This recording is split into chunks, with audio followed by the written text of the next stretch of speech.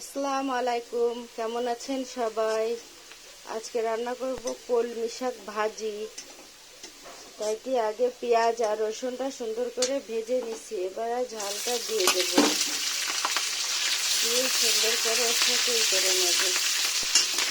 নেওয়ার পরে এবার দিয়ে দেব শাকটা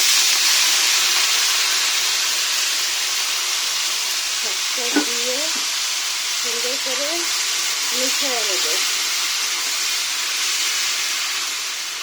এবারে এর ভিতর দিয়ে দেব লবণ আর হলুদ। প্রথমে আমি দিয়ে দেব হলুদ, অল্প দেব, শাকে বেশি হলুদ দিতে হয় না। সুন্দর করে মিশিয়ে নেব।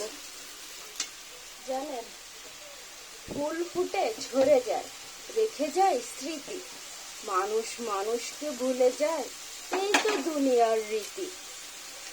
কি আজব, তাই না? ভীষণ আজব দুনিয়াটা।